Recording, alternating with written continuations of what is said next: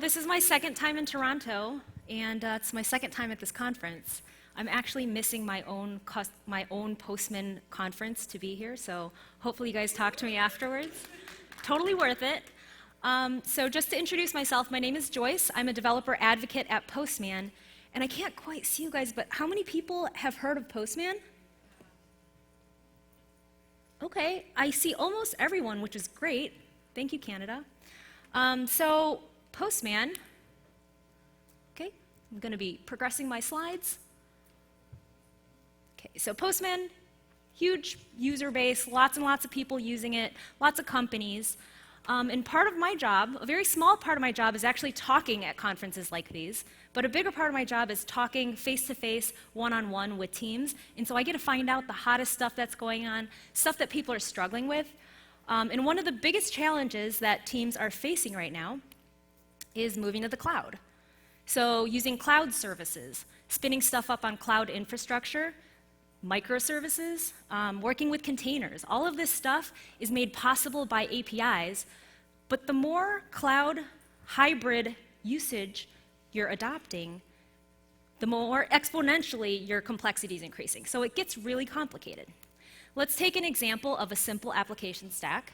Let's just say you have a front end, a back end, and maybe you have a data store, maybe you don't. Very simple. Now let's compare this simple stack to a microservices stack. Whoa, okay, so you have a couple different clients. Maybe you have a web client, mobile, IoT. You're accessing your services through an API gateway, and you probably have a bunch of data stores, a bunch of services talking to each other. Maybe you have some third-party API integrations. So compared to a monolithic architecture, this baby monolith here, the complexity of working in microservices increases exponentially. So today, services, they're everywhere, and apps are having these elaborate conversations with each other. A few years ago, I remember talking to people, and there were whole teams refusing to move to anything cloud. These are fintech. These are, Europe going through GDPR, health tech. And nowadays, it's really hard to find somebody that's not using cloud services. If you're on AWS, Azure, GCP, yeah, that's a cloud. So the API-first approach is what I'm going to talk about today. The name of this talk is Standing on the Shoulders of APIs. We'll talk about what is an API-first approach, what does it look like in modern organizations, I'll share some of those stories, and what tools support this approach. All right, first up, what is an API-first approach? So let's think about an old cliche, form follows function. We've all heard of this. Question for the crowd, what do you think this is? And I'm looking for people to yell stuff out. Okay, I heard spider first, but juicer, so maybe we have a designer in our midst. So yes, this is an orange juicer, as evidenced by maybe this citrus in this glass of juice. So when you guys were looking at that first picture on the left, you're thinking, I'm looking at the outside appearance, like, what could it possibly be used for? You're looking at the form, and you're speculating about the function.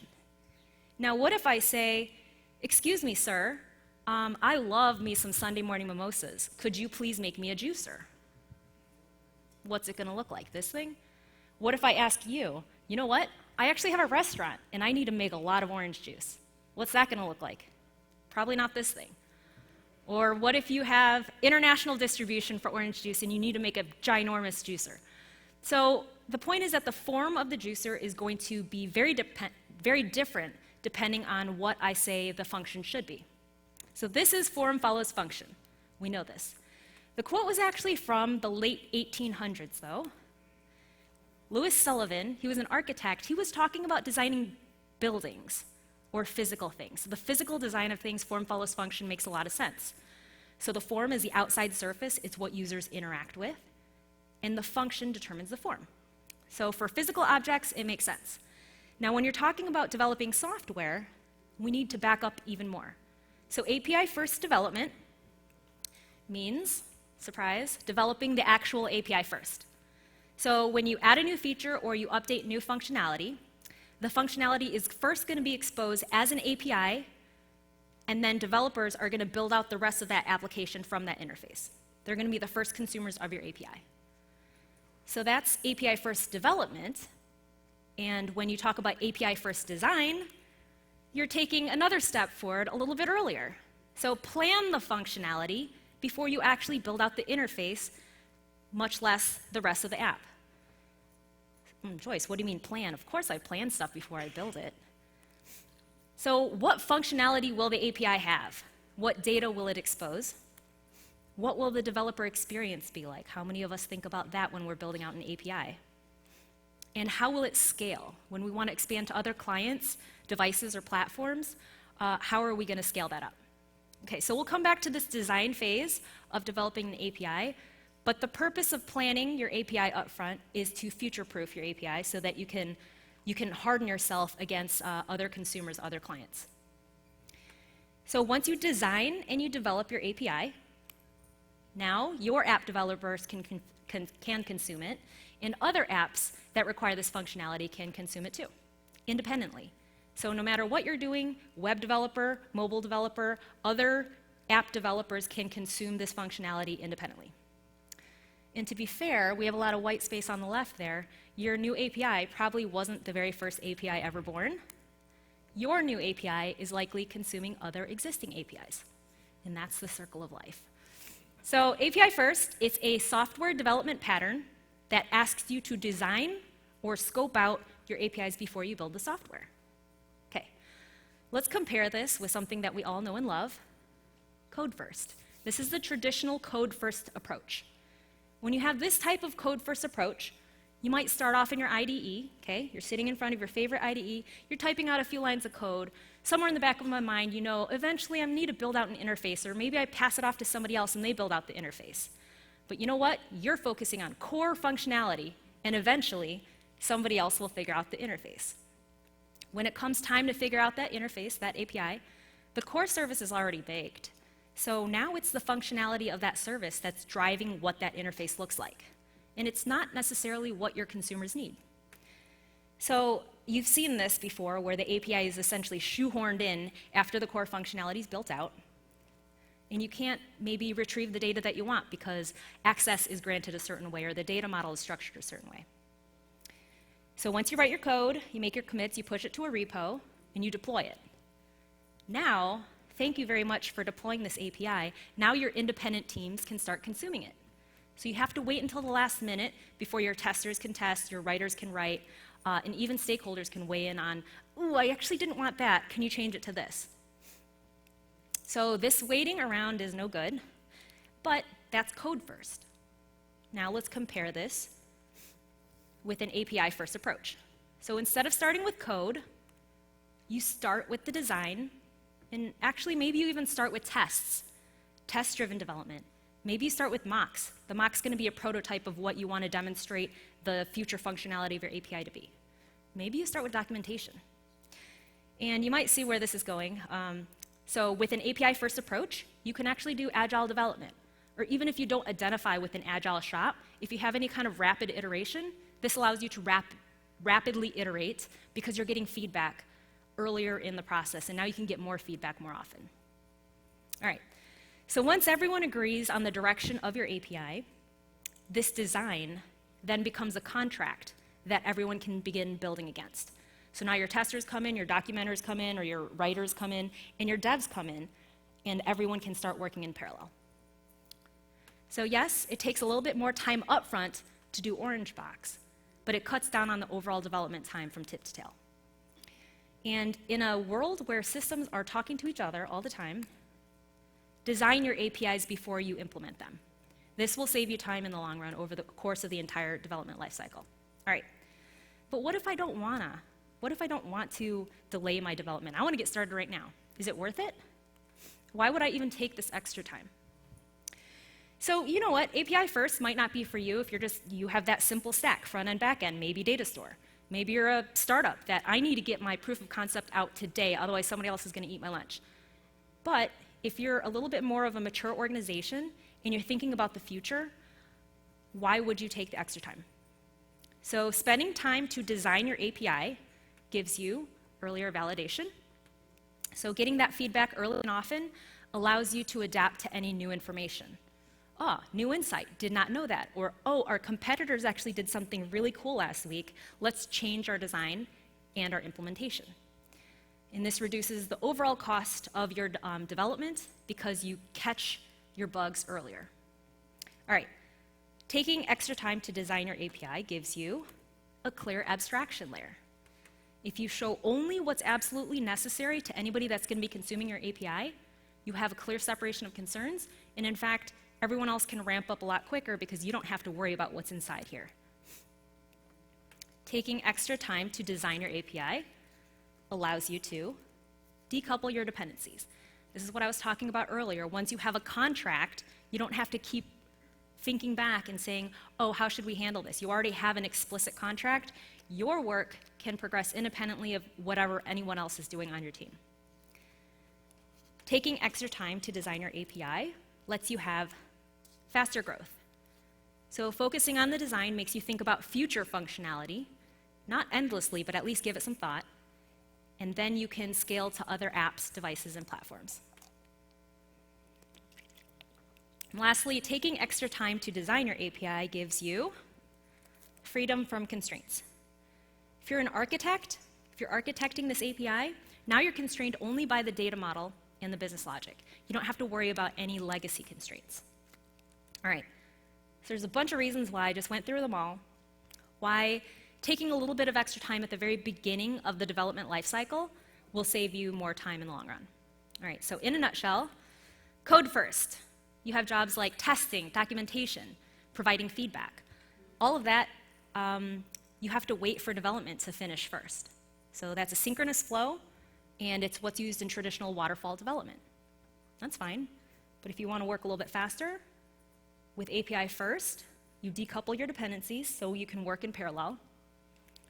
And then testing, documentation, even providing feedback can get started at the same time right away.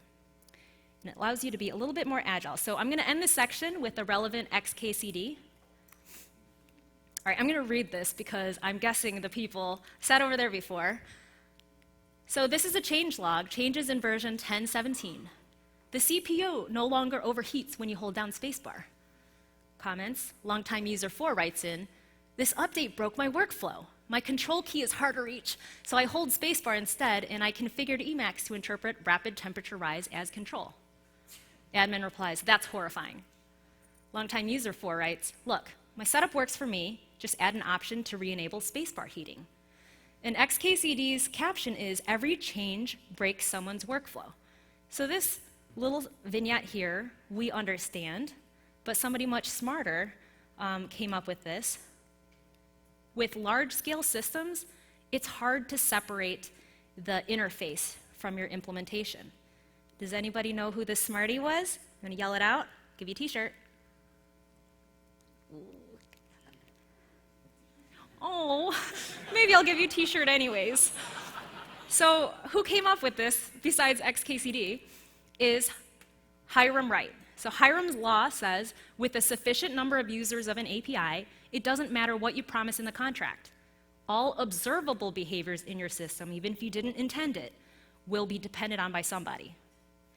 So it doesn't matter what you explicitly document, any changes to an implementation will violate your users' expectations.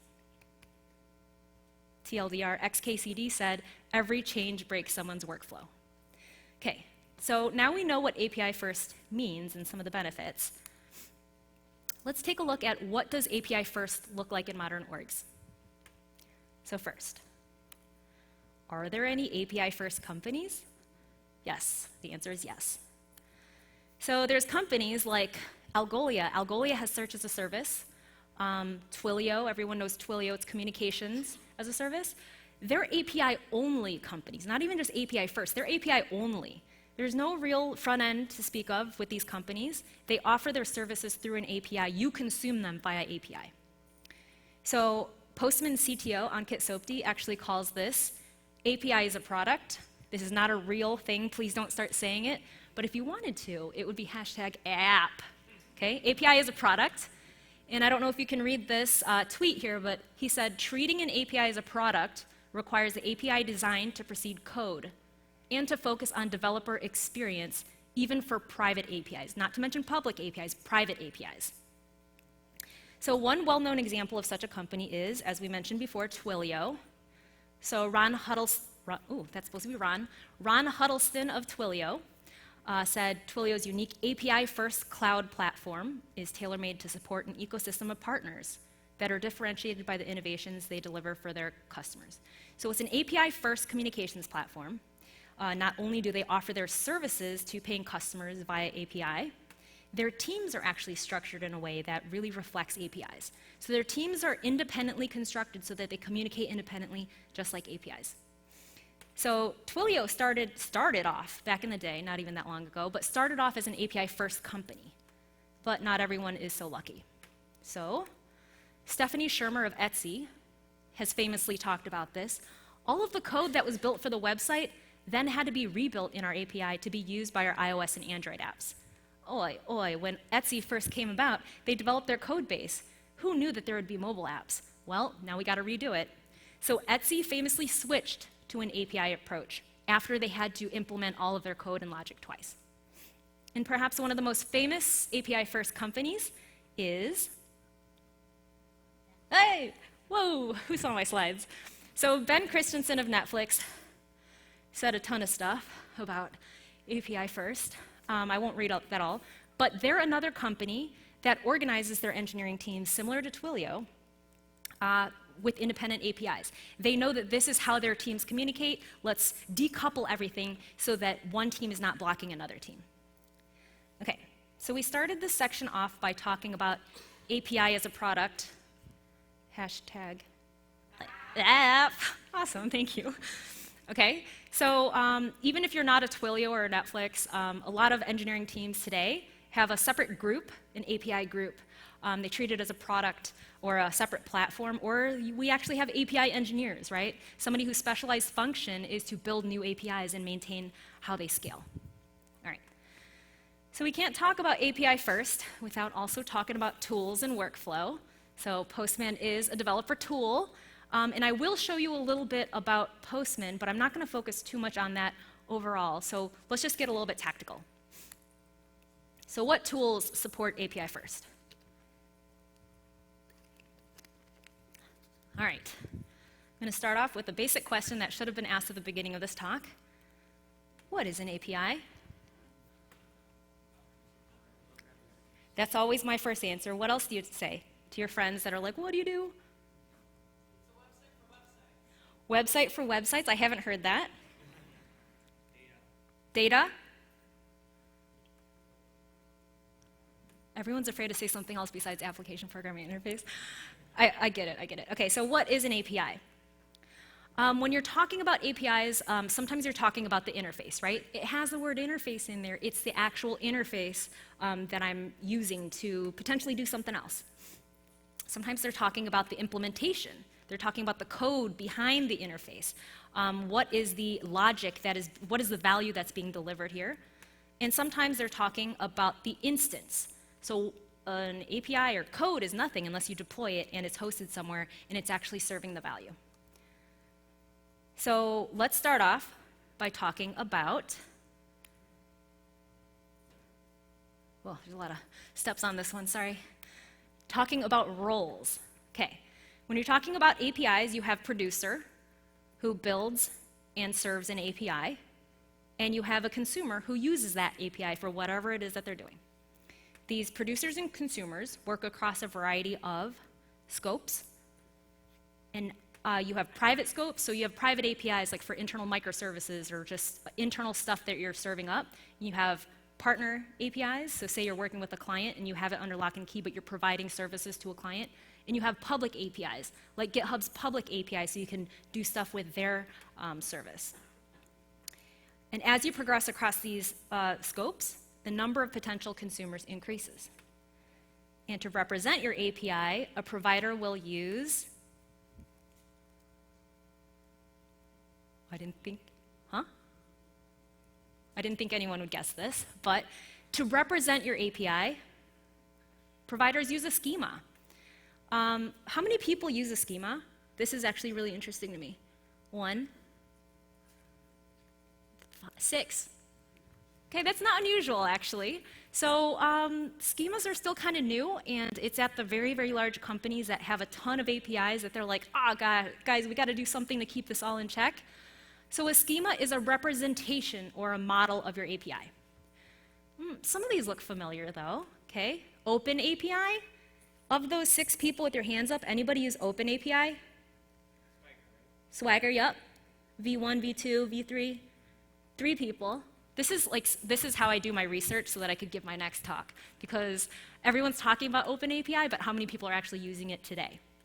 GraphQL. Anybody using GraphQL schema? Oh, wow, more. So 10 people I see. All right, I'm not going to go through all of these. How many people use Postman collections? Well, like 10, maybe 12? Okay, yes. So I don't have a slide that shows you the usage worldwide, but I can tell you that Postman, these are not mutually exclusive, by the way. You might be using Postman collections for something totally different. You might be using it for documentation, reference, development. You might be using Open API for driving your specification for driving your development, or for on the tail end for documenting it. So these are not mutually exclusive, but worldwide, Postman collections is just a very widely used format just because it's got such a large user base. And then back in the day, the RAML, WSDL, API Blueprint, all of those were, had their heyday. Today, Open API V2, not quite V3 adoption is there yet, but Open API is probably the biggest winner when it comes to specification format. In GraphQL too, like a lot of people aren't using GraphQL schema, but they might be using GraphQL in general. All right. Whew. Okay, so there's a bunch of different options, but in a nutshell, if you just lost consciousness for the last 20 minutes, API first, TLDR, this is API first design. Not rocket science. Agree on your domain boundaries and your data models before you implement them. So it enables a provider to know what a potential consumer is expecting. And once you've decided on an API-first approach, there's a bunch of questions to ask. Producers, how are we going to be gathering these requirements? How do we share this API doc? How do we share these API docs? How are we going to collect feedback? A lot of process questions from the consumer as well. And for an effective design, you'll need to decide on the process for designing, documenting, and collaborating. So that previous schema slide I had up, what schema specification format are you going to use? How will you use it? Because a schema is subjective. How you interpret it and how you use it is subjective. I've seen every which way of people using Open API v2. How will you document your API? Internally and also externally. Are you auto-generating documentation? Are you using an internal developer portal that's gated? And what will you use for collaboration? Will you use a Google Doc for collaboration? Will you use more sophisticated tools, Slack? Will you use mocks? So we talked about mocks for parallel development, being able to explicitly say, this is how I visualize and propose my service to behave. And some people are using API contracts. So contracts, you have consumer-driven contract tests, are very helpful when you're talking about internal microservices. It's an explicit contract that says, this is how I expect provider, your service, to behave, and if it doesn't behave like that, you're going to stomp on my code. All right, let's walk through a quick example. So what does API first look like using only Postman? This section's going to be a little bit short. I'm not going deep into Postman because not everyone uses Postman for everything. I don't know why not, but come talk to me afterwards if you have questions about Postman. So what does API first look like in Postman? So you start off by designing the API. So collections, saw a dozen people use collections, not everyone uses them, but it's a way to persist your data so that the next time you come into Postman, you can see the same thing and save your work. It's a way to collaborate with your teammates, to demonstrate and point to, hey, this is what I wanted to do. And so in this example that we're looking at here, you can see a collection on the left sidebar there called push-ups. I'm going to build it's called push-up, sorry, singular. I'm going to build an API service called push-up. And I'm just going to do CRUD for push-ups. I'm going to create a new push-up, get my push-ups, get all my push-ups, update, delete, just basic CRUD. And so this is the service I'm proposing that I want to build. It looks like an API reference, but I'm proposing a new service. And then I'm going to save examples. So a lot of other schema formats, you're pairing requests and responses. I propose and I'm describing what a typical response should look like. This will give me insight into the data model, and now I see all the different types of responses that might be associated with this request. And once you have an initial draft, I have my proposal for the new service I want to build. Now I'm going to go ahead and get some feedback. So there's a ton of ways to get feedback and collaborate in Postman, but this screenshot is showing you.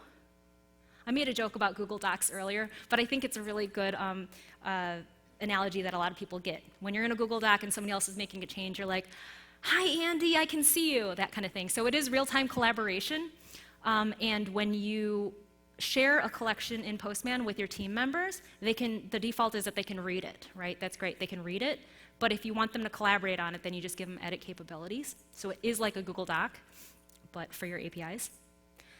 And now I'm getting feedback, and now my boss says, "Joyce, this was stupid. Why'd you make a push-ups API? Like, what if in the future we want to do something else besides push-ups? Well, I want to do squats." And then somebody else is like, "I want to do light stretching." Okay, so now you can make these changes before you've actually touched a lick of code. You haven't even opened up your IDE yet. Another way to get feedback is with like a lightweight version control. So what I'm showing you here is this little flyout. And it's like, "Oh, it's just me. I'm the only one working on it right now." But it allows you to see all the create, update, delete activities that are happening with my proposed service. And if I want to, I can roll it back. Oh, totally didn't mean to call it fitness. I want to call it workout, and roll it back to a certain point in time. And then there's also a more robust version control. We just looked at lightweight version control, where it's like rollback. But there is more robust version control where you're explicitly tagging versions of your API or tagging versions of your collection, two separate things. And you can fork and merge just like Git. And then you can leave threaded comments. Wow, this is like a Google Doc. Okay, so you can leave threaded comments where you're like, "I don't think this endpoint should behave like this," and then follow the thread that way. And then once you've hashed out the details, you're basically negotiating. So I'm the provider trying to provide push-ups or fitness API, and then you are my consumers that are telling me why it's not a good idea or how I should add this or rename this. Once we've negotiated that and agreed, then this collection becomes specification for our API. And I'm guessing I have a bet with myself. How many people have used mocks in Postman? And I win the bet with myself. Okay, so if you want to host your endpoint, fake host your endpoint on Postman Cloud. It's a real endpoint, but it's fake because you didn't deploy anything. You can use Postman mocks, and that's actually what the Postman engineering team does. Once they come up with a contract, then they spin up mock servers, and then provider and provider starts building out against that spec, and then consumer starts writing their consumer-driven contract tests against that. So Postman engineering uses mocks for parallel development. And you're able to visualize the intended behavior.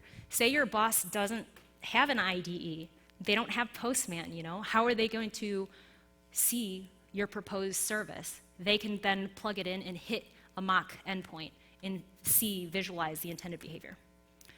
All right, and now it's time to build the API. Wow, that was like 6-7 slides before we even looked at anything that remotely resembled code. So in Postman, I have another bet with myself. How many people have generated code snippets? 2, wow. You guys, web dev, know this. This is actually really powerful, but if you're getting something to work in Postman and you want to plop it into your app, you just generate a code snippet in whatever framework. What framework did I choose? Node. This is Node code, right? Copy, paste, plop it into your IDE.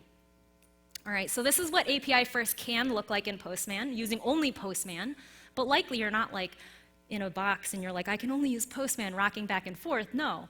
Most likely you have tools that you're already using and mix and a match depending on what you're looking for and what your workflow is, will do. All right. Whew, okay, final thoughts. Don't worry, I have a lot of final thoughts. All right, so before we conclude, what could possibly go wrong? What are some common API first pitfalls? So, focusing on the design of your API and future-proofing your service Doesn't mean endlessly going through all the what-if scenarios, right? Yes, a solid design is going to have the flexibility to adapt to new information, new insights, but don't endlessly ruminate. And it's really hard, especially at scale, to separate the interface and the implementation. Do we remember who said that? The real smarty? No, not me. Hyrum. Hyrum's Law and XKCD. It's really hard to fully separate implementation and interface, especially in large-scale systems, because every change is going to break someone's workflow, even if it wasn't intended to. And lastly, API first is actually not natural for most developers. Most developers, when I ask them to create a new service, they're going to pull out their IDE and they're going to start tapping out a few lines of code. So you should expect some friction. So if you're a brand new team and you didn't even have a code first process in place, maybe it's going to be easier, but it's just not natural for a lot of developers to think and work in an API first way. And as Kin Lane said it, Kin Lane, our API evangelist, he said it very bluntly. It's going to be hard. It's not second nature in general for devs, and especially for developers that are used to working code first. Okay, so can you remind me again why we're doing this? Why is API first the correct approach, the preached approach for most software development? So APIs are a core part of an organization's infrastructure, and as Tammy Buteau said it, APIs are a first-class citizen. Not everyone treats APIs as a first-class citizen, especially if you're just cobbling on something after the fact. Tammy said, when a company measures their critical services, APIs are considered second-class citizens. But APIs are core to an org's infrastructure, and not understanding their weaknesses can lead to performance issues and downtime. So Tammy Buteau, principal site reliability engineer at Gremlin, Gremlin's relatively new chaos engineering company, when they created their new company, it was a bunch of people, like Tammy's from Dropbox, they had people from Netflix, they knew their shit. Oh. Sorry. When they were building out their company, they built API first. They didn't even build an app. They didn't build a way for lay people to interact with it. They went API first. All right. And if there's one benefit you remember from that long list of benefits that I said earlier validation. Even though you take a little bit of extra time at the very beginning of your development process, over the course of the entire project, you're going to save yourself a lot of time and headaches. And as Phil Sturgeon said it, he's British, stop building nonsense nobody wants, and get feedback early through mocks and docs. He said, once you agree on a specification, you can keep using that same contract for everything, instead of repeating yourself over and over again and trying to keep everything in sync. Okay, so that was a 40-minute talk, but there's entire books written about API-first development. If you work with APIs, which I'm guessing everyone here does, this is a really good resource. So continuous API management is an oldie but goodie. I actually don't know how old it is, but it's a goodie. And I would say 40%, the first 40% of this book is gold, read it. The last 60%, you can just keep it for reference. And then a couple other resources. So I work at Postman. We have a Better Practices medium. It's our technical blog. We write about a lot of stuff there because we just are so lucky to have so many users, and we get to talk to these users all the time and share some of that more broadly with the community. Phil Sturgeon owns the group APIs You Won't Hate. Tammy Buteau, site SRE, or principal SRE at Gremlin, and Kin Lane, API celebrity, API evangelist. So that's all I have for you today.